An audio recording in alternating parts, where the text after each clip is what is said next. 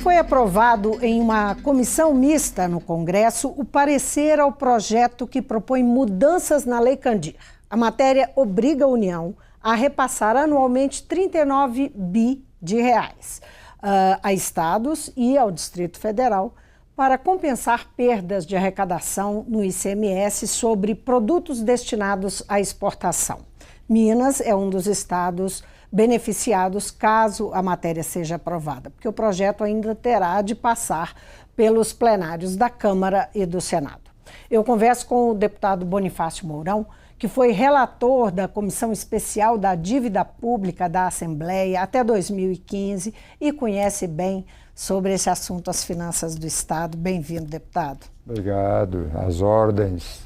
Deputado, qual que é a importância, então, do avanço desse parecer ter sido aprovado, que isso representa um avanço do projeto no Congresso? Como é que o senhor enxerga isso? Primeiramente, todos os estados brasileiros são credores da União em razão da Lei Candir.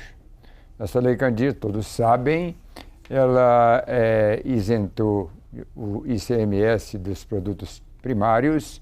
Em razão disso, os estados mais produtores, como é o caso de Minas Gerais, do minério e assim por diante, produtos destinados à exportação, ficaram muito prejudicados. Desde isso é histórico, século passado, que já vem aumentando cada vez mais essa dívida. E Minas Gerais chegou, pelos cálculos reais, a um crédito de cerca de 90 bilhões de reais com a União. E isso aí já vem rendendo há muito tempo, tentando ver como se faz o encontro de contas e nunca se conseguiu. Agora, com essa decisão, a gente vê uma luz no fundo do túnel. É bem verdade que essa luz no fundo do túnel não olha para trás, né? Porque o passivo parece que não está embutido nesse projeto. Exatamente. O que se pretende é pagar, conforme você já anunciou aí, a partir de 2019. A Comissão Mista do Senado entendeu que deve pagar, a União teria que pagar a todos os estados brasileiros 19 bilhões em 2019. Progressivo. Né? Mais 29 bilhões em 2020 e, a partir de 2021, os outros 39 bilhões, cerca de 87 bilhões de reais. O que a gente torce e vai, com certeza, trabalhar é que para este pagamento seja efetivo, porque Minas Gerais mesmo está numa situação extremamente difícil e precisa de mais desse dinheiro. Agora, é preciso lembrar aqui que o governo Pimentel calculou o ano passado que Minas tinha 138 bilhões de crédito com a União. E, na verdade, este cálculo, a meu ver, não estava certo. Mesmo incluindo os municípios? Não, os municípios teriam uma parte do crédito do Estado. O crédito do Estado não soma com o crédito dos municípios. Os municípios participam percentualmente no crédito do Estado. Então, o cálculo do Estado é que teria 138 bilhões. E o governo Pimentel agiu muito errado, a meu ver, quando enganou, iludiu os municípios ao dizer que reconhecia que o Estado tem um débito com os municípios, e tem cerca de 5 bilhões e 200 milhões com os municípios. Só na saúde deve 3 bilhões e 700 milhões de reais. E o governo Pimentel, o governador Pimentel do PT, alegou que pagaria quando recebesse o seu crédito da Lei Candir. Ora, primeiro, o cálculo do governo Pimentel não estava certo. Segundo que... Mas essa base o senhor toma onde? O cálculo, qual que é a base de cálculo que o senhor tem? É a base da Comissão Mista do Senado Federal. O Senado Federal está calculando considera 90 bi. 87 bilhões em números redondos. E que isso é um crédito de todos os estados brasileiros. Se é de todos os estados, como é que Minas Gerais sozinha tem 138 bilhões de crédito? O cálculo de Minas está muito otimista. Quanto que tocaria para Minas?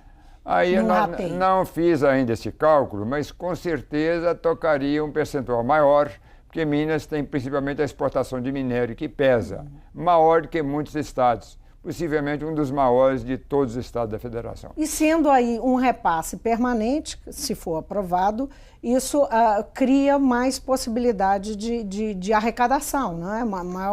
Mais recursos para o Estado. Melhora, a meu ver, as finanças do Estado. Seria um alívio? O senhor considera, como é que o senhor trataria isso? Eu acredito que sim, mas o alívio não passa só por isso, não. Atualmente o governador Pimentel está atrasado com a folha dos servidores, pagando parcelado, está devendo aos municípios de modo geral, não repassa o ICMS, não repassa o IPVA e assim a parte de transporte escolar e assim por diante. Então, não basta esse alívio de crédito com a União. É preciso, sobretudo, um bom gerenciamento no Estado. Isso não está acontecendo. Agora, esse parecer foi aprovado semana passada, então agora tem que ser colocado em votação. Isso depende das presidências da Câmara e do Senado, porque tem que ser aprovado nas duas casas. Então, depende da decisão dos presidentes para que vá para a pauta. É assim que funciona no Legislativo, certo? Bom, e depois tem que ser aprovado. Tem que passar pelos dois plenários, para depois ir à sanção.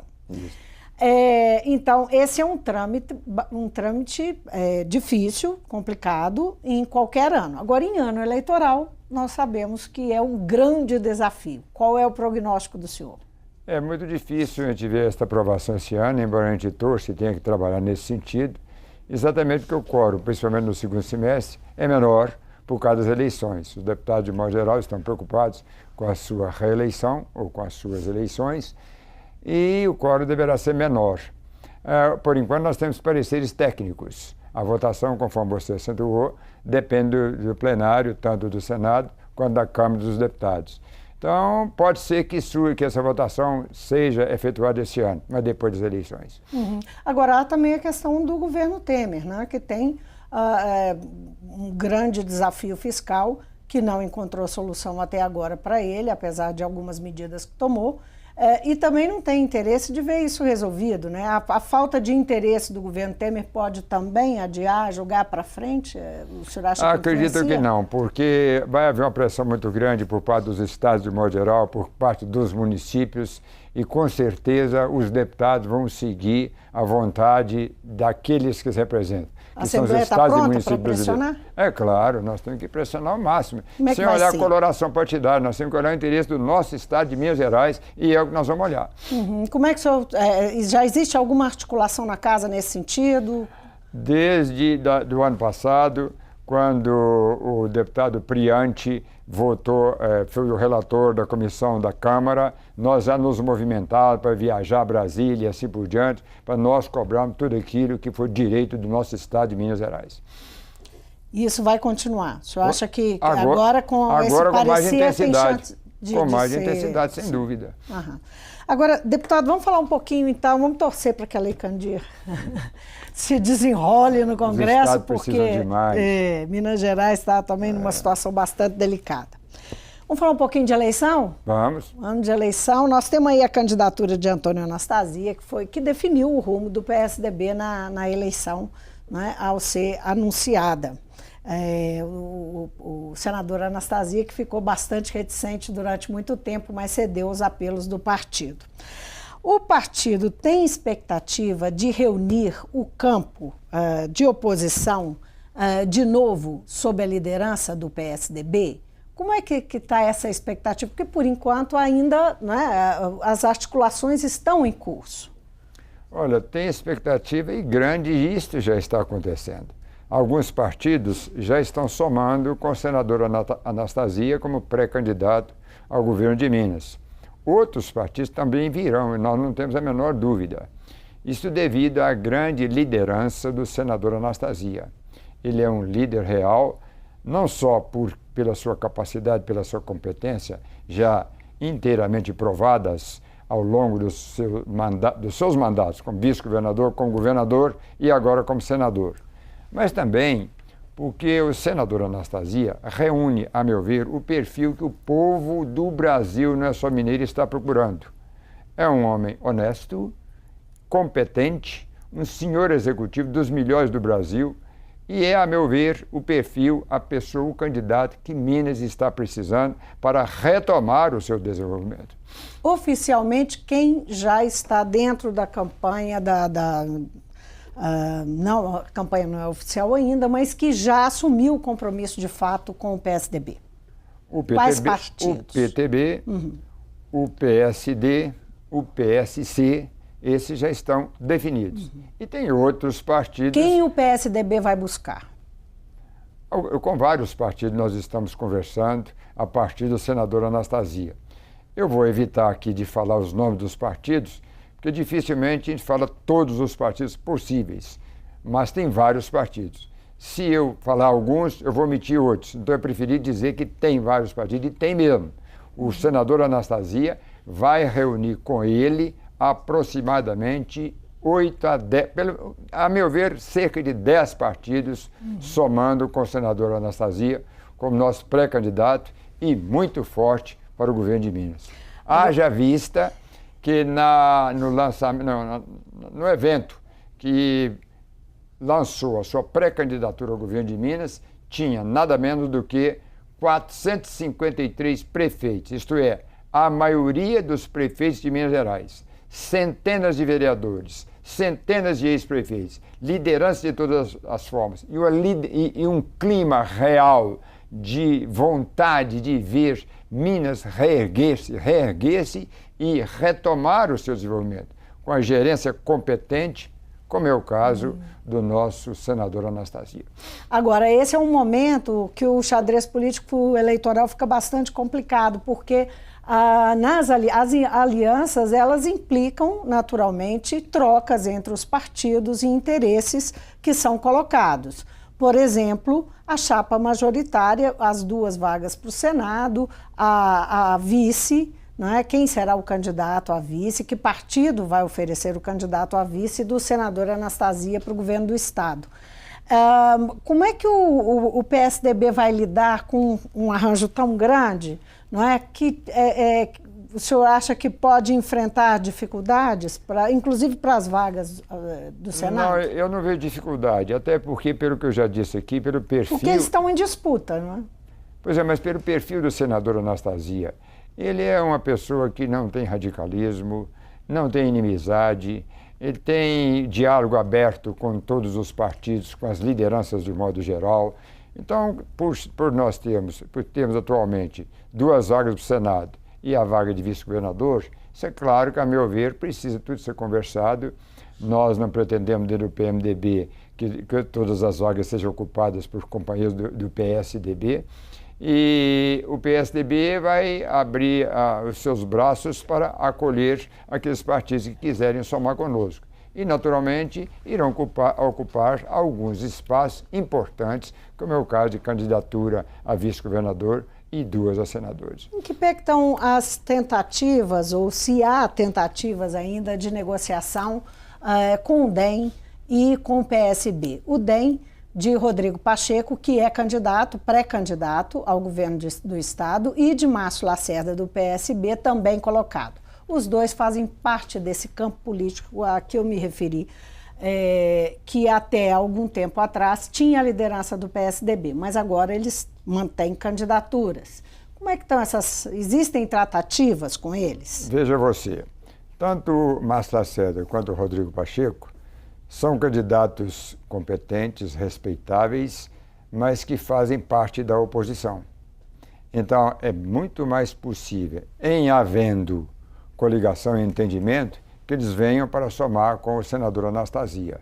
Agora, eu não estou dizendo que vão necessariamente somar, porque isso seria, de alguma forma, falta de respeito, falta de atenção ao direito que eles têm de se candidatarem. Todos 2, tanto Lacerda quanto Rodrigo Pacheco, estão se colocando como candidatos ao governo de Minas. Então, vamos respeitar essas posições, mas o diálogo continua aberto. E o senhor está dizendo, então, que isso fica para o segundo turno com eles? Não, pode haver entendimento até no primeiro turno. Também depende do desenvolvimento das candidaturas para o governo federal. O MDB sustenta que terá candidatura própria, né? Tem pelo menos 3 nomes que estão colocados, um deles é o presidente da casa.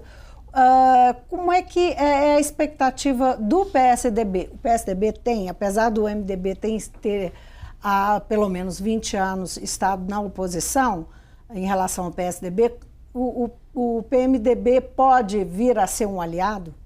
Olha, é possível. Não, o que foi complicado e difícil foi para o PT. O PMDB, o MDB agora, desgarrar-se do PT. O MDB agora desgarrou.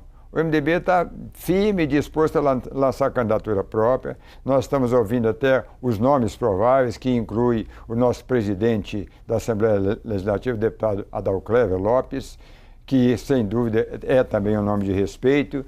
Aliás, o deputado Adalclever Lopes, nosso presidente, teve a coragem de receber o impeachment e tocar o processo de impeachment, o que é extremamente importante, porque o processo precisa realmente apurar as coisas, as denúncias que são feitas à nossa casa. Então, o PMDB, o MDB, aliás, que voltou a ser MDB, deve lançar candidato, tem o direito de lançar candidato, desgarra-se do governo Pimentel, então o PT perde o grande aliado que é MDB, e aí o PT diminui muito as suas possibilidades de vitória.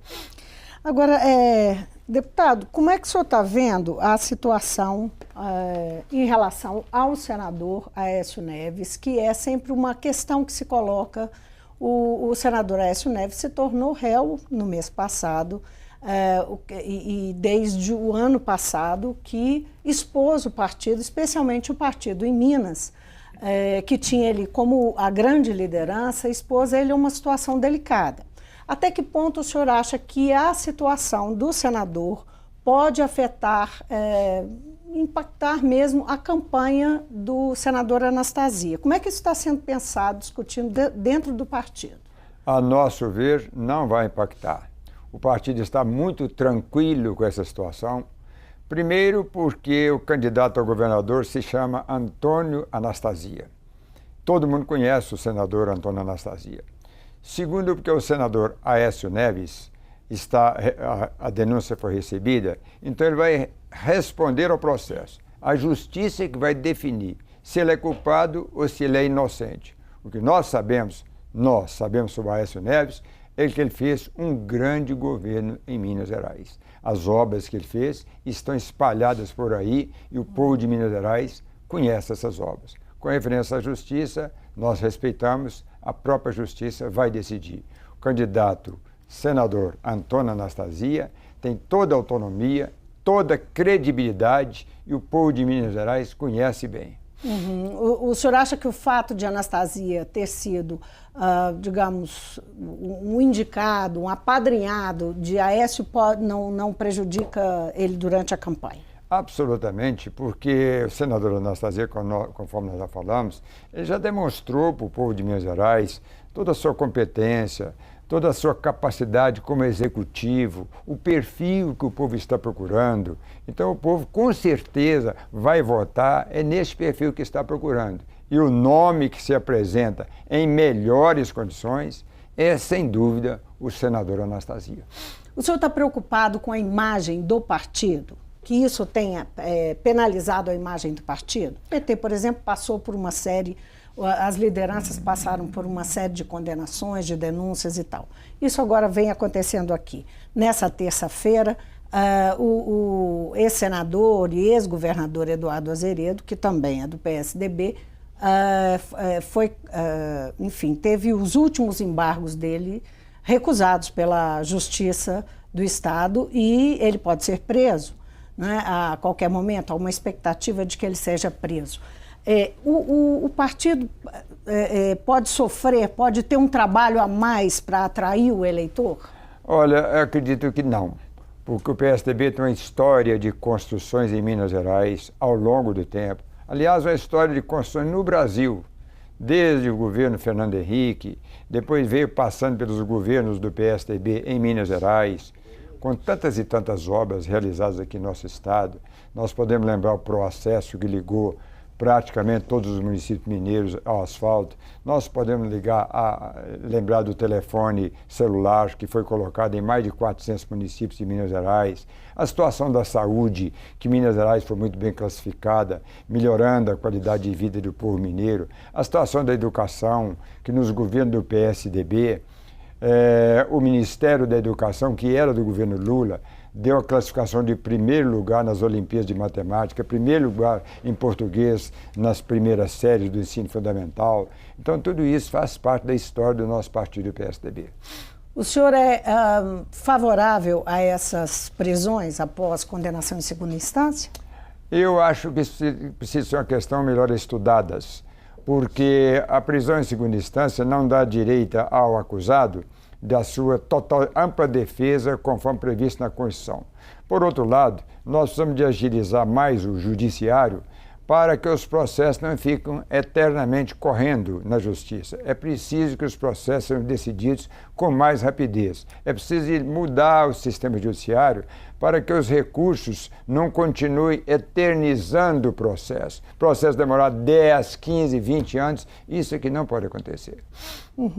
Qual que é o palpite do senhor sobre o impeachment? Para que lado vai caminhar isso? O senhor acha que ele vai a termo?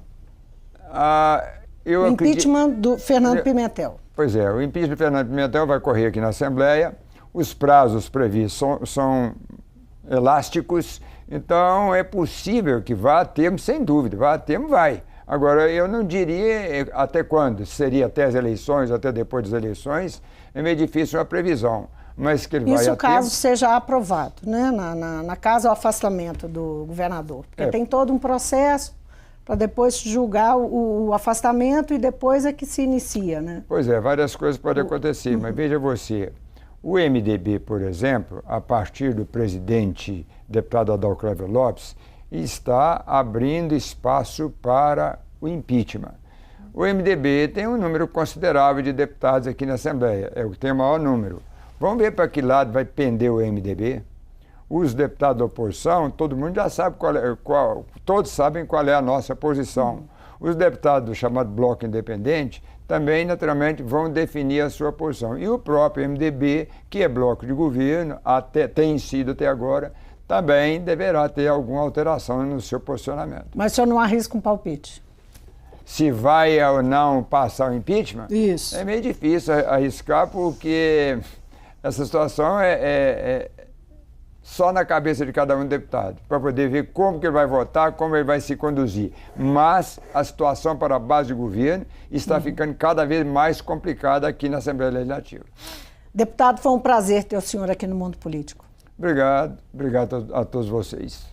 Conversei com o deputado Bonifácio Mourão, do PSDB. O nosso primeiro assunto aqui é sobre as mudanças na Lei Candir. Passou o parecer lá no Congresso, numa comissão mista, que permite que o projeto que faz as mudanças na Lei Candir vá para o plenário da Câmara e do Senado e que cria uma expectativa de que Minas Gerais receba as compensações do ICMS, que não só Minas Gerais, mas outros estados também, o Distrito Federal, mas que por muito tempo, há muitos anos, há mais de 2 décadas, que o Estado não recebe como deveria. Isso pode vir a dar um alívio de caixa para o Estado, que tem uma situação financeira muito complicada. Falamos também de eleições. Obrigada de novo, deputado. O Mundo Político fica por aqui. Obrigada por nos acompanhar e até o próximo programa.